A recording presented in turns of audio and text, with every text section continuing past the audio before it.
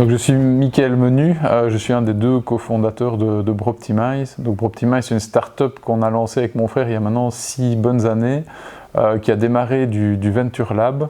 Alors à la base, au tout début, je dois bien dire qu'on l'a fortement fait au feeling. Donc quand on devait recruter quelqu'un, on mettait une annonce tout simplement parce qu'on n'avait certainement pas les moyens de payer un cabinet qui pouvait nous accompagner là-dedans, donc c'était assez basique. Et puis un entretien, et puis on prend ou on prend pas.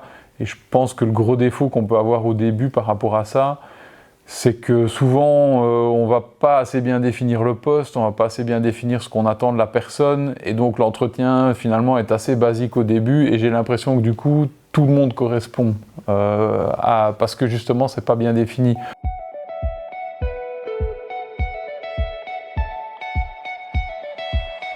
En tant qu'entrepreneur solo, une des questions clés à se poser quand on s'élance dans l'entreprise, c'est à quel point est-ce qu'on est bien avec ce solo et s'il n'est pas important de s'entourer. Et la réponse à cette question peut être multiple. Ça peut être s'entourer en cherchant à s'associer. Beaucoup d'entrepreneurs qu'on accompagne ont d'abord ce réflexe-là, je m'associe, mais en même temps s'associer, c'est un peu comme se marier. Ça pose beaucoup d'enjeux, il faut pouvoir bien recruter et bien sélectionner cet associé. Une autre manière de faire, c'est aussi d'aller chercher un collaborateur ou une collaboratrice qui peut être employé ou qui peut être partenaire en freelance comme un fournisseur. Dans les 3 cas, l'humain va avoir un rôle clé à jouer et s'assurer que ensemble on a la même lecture de la vision pour l'entreprise, de sa raison d'être et aussi de ses valeurs va être absolument fondamental pour que cette collaboration fonctionne bien, puisque évidemment, quand on passe de 1 à 2, on est en train de doubler l'effectif dans l'entreprise et ça ne peut pas être anodin. Les questions à se poser quand on recrute un collaborateur, c'est déjà basiquement de savoir quel est le profil que l'on recrute, quelles sont les tâches qu'il va effectuer et qu'est-ce qu'on a à lui offrir en tant que société. Faire attention à savoir si le besoin est bien là d'abord. A-t-on besoin de ce profil-là? Je sais que ça peut paraître basique, mais c'est essentiel. Comme je dis souvent, le flou attire le flou, donc savoir exactement quel est le profil que l'on recherche, ne pas hésiter à se faire entourer de l'équipe ou du département pour lequel on recrute au sein de sa boîte pour aller chercher des idées, des suggestions. Voilà, le manager ou le CEO de l'entreprise a bien sûr une idée, une vision plutôt globale, mais le fait de faire appel au collectif et aux membres du département, voire même à la personne que l'on remplace, par exemple si c'est une personne que l'on remplace, peut apporter beaucoup d'atouts dans le fait de recruter la bonne personne et de savoir quel profil et comment le recruter. Et ce qui est important de savoir, c'est qu'un profil qu'on recrute par exemple une année, même si on le recrute 5 ans après, il évolue, en tout cas il change parce que la société elle change aussi. Et donc c'est être bien au fait avec ça et avec le fait que les profils évoluent avec la société qui change aussi. Donc tenir bien compte de ça. Un descriptif de fonction qu'on a réalisé en 2007, même si c'est pour une même fonction, n'est plus le même que lorsqu'on recrute cette fonction-là en 2010 par exemple.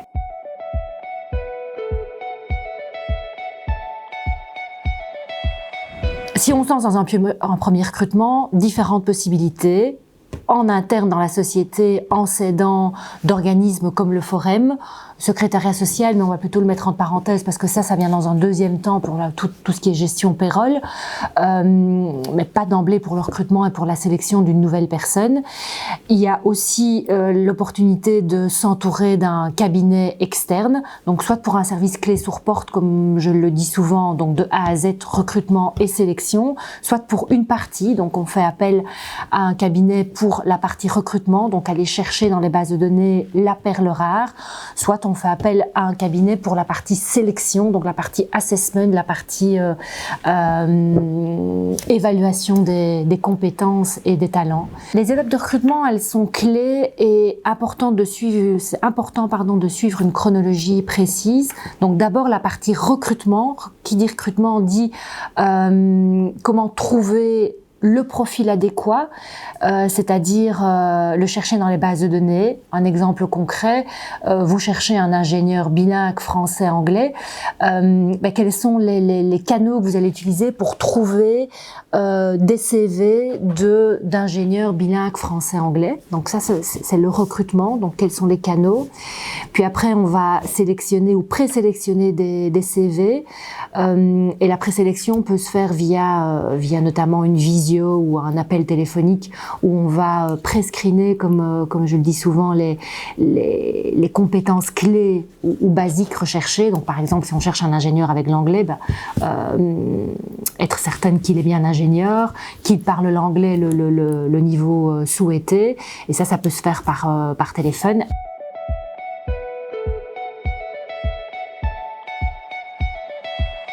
Après, il y a les étapes clés en termes de sélection. Donc, on rencontre la personne en physique. Il y a la prise de référence aussi qui peut être très aidante, les tests de personnalité, les tests aussi plus de techniques en termes de compétences clés en matière d'orthographe française, tout simplement, ou d'orthographe de la langue maternelle, les tests linguistiques, et puis il y a des tests parfois plus poussés en termes de logique et autres. Nous, quand on recrute, on le fait d'abord et principalement sur les valeurs humaines, pas qu'on fasse beaucoup de jugements de valeur, mais ça doit être aligné avec les valeurs de l'entreprise. Pour nous, c'est vraiment super important parce qu'on a construit l'entreprise finalement autour des valeurs. Alors, c'est pas après qu'il ne faut pas que la personne ait les compétences pour le poste ou qu'elle ne les ait pas, ça évidemment c'est super important aussi, mais on croit beaucoup d'abord dans le fait d'engager la personne, enfin l'être humain, avant ses compétences, parce qu'on voit bien, et je pense que c'est un peu bateau de dire ça, mais c'est quand même réel, les compétences ça s'acquiert à partir du moment où évidemment la personne est quand même plus ou moins dans le moule de ce qu'il faut. Par contre les valeurs humaines c'est très très compliqué à modeler, et donc du coup ça il faut que ça matche, parce que derrière c'est ça qui va faire qu'on va vivre une belle aventure avec la personne ou pas. Intégrer un nouveau collaborateur dans une entreprise, c'est effectivement une aventure humaine. Il y a l'inconnu pour le nouveau collaborateur, il y a l'inconnu pour la personne qui l'a engagé et l'inconnu pour toute l'équipe qui l'accueille aussi. Donc c'est un pari avec au moins trois grands pans, je vais dire ça comme ça. Donc, selon moi, une des recettes, c'est encore une fois prendre le temps, préparer aussi cette arrivée du nouveau collaborateur. Dans le processus de sélection, ce qui est important aussi, c'est d'être attentif à ce que le ou les candidats soient en lien avec les valeurs de l'entreprise, la raison d'être de l'entreprise, et du coup qu'ils se connaissent bien aussi et qu'il y ait une corrélation entre leurs valeurs et les valeurs de l'entreprise. Ça, c'est beaucoup plus touchy, on fait beaucoup plus appel à notre intuition du coup, donc le mot intuition a aussi une grande importance dans le processus de sélection, et là on est évidemment moins dans la rationalité que des prises de référence, des tests techniques ou de personnalité, et un des maîtres mots, c'est l'intuition. Et pour faire confiance à son intuition, c'est aussi prendre le temps d'écouter. Maintenant, ce n'est pas une science exacte. On n'achète pas une machine à laver, on n'achète pas un appareil photo. On recrute un être humain avec tous les aléas que ça comporte. D'où l'importance de valider par différents biais, comme je le disais tout à l'heure, tant au niveau plus rationnel que de l'ordre de l'intuition. Et de prendre ce temps précieux là aussi.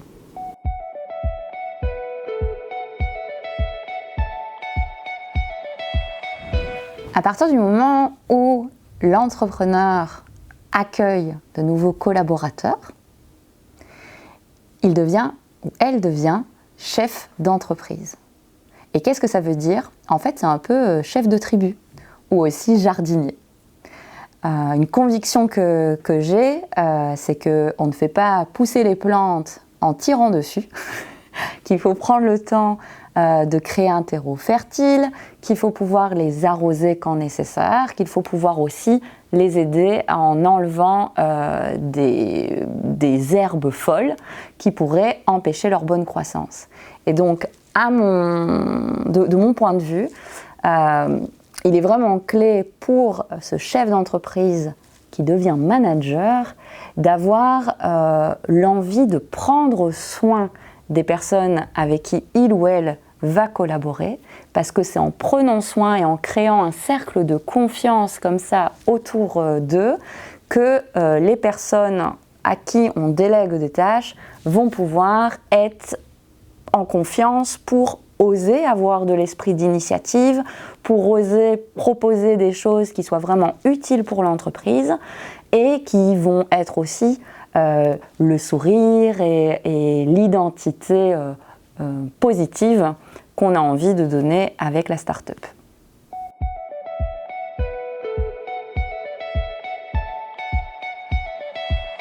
Alors c'est vrai que c'est pas forcément évident parce que dès que l'entreprise grandit, elle commence à avoir besoin de structure parce qu'effectivement, être porteur de projet, voir si l'idée va fonctionner, la mettre en place pour les premières ventes, c'est quelque chose.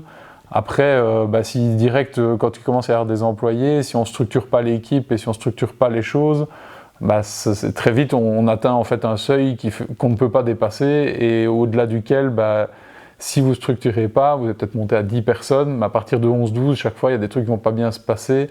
Moi, je dis toujours que c'est un peu comme les assiettes chinoises là, qu'on fait tourner, quoi. Il y a un moment donné, si on ne structure pas, ça devient ça, et en fait, dès qu'on en met une 11e, ça tombe quelque part, et on va le mettre peut-être à les retourner à cet endroit-là, mais c'est un autre que ça va lâcher, parce que c'est pas structuré. Donc ça, ouais, c'est super important, et ça devient un autre métier, et c'est pour ça qu'il faut être assez ouvert aux conseils, parce que si on reste braqué sur ses idées du début, ça ne fonctionne plus.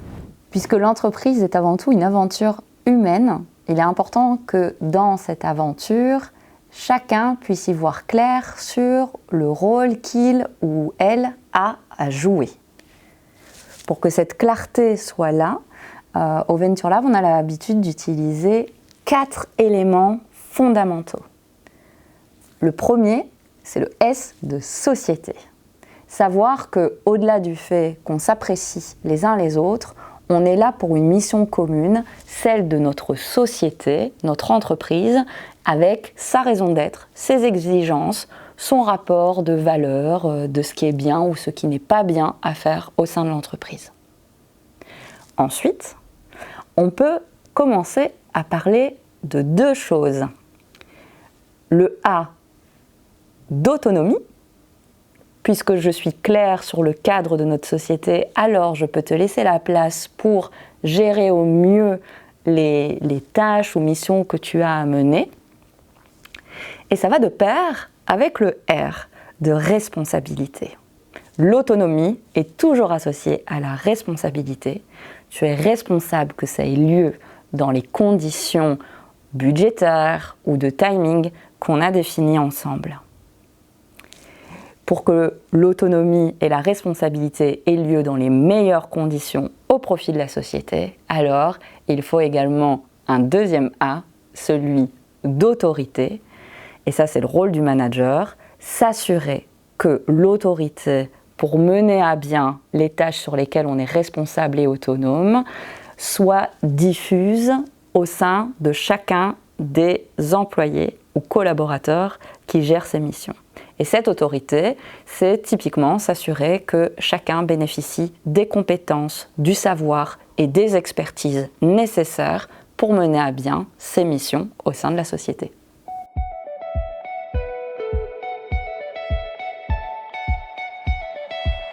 Pour moi, c'est important de déjà avoir envie de gérer d'autres personnes. C'est pas le cas de tout le monde et parfois il y a des personnes qui sont propulsées dans des fonctions de manager et qui pensent avoir envie, mais c'est juste plutôt de l'ego et ça peut s'avérer compliqué à très court terme.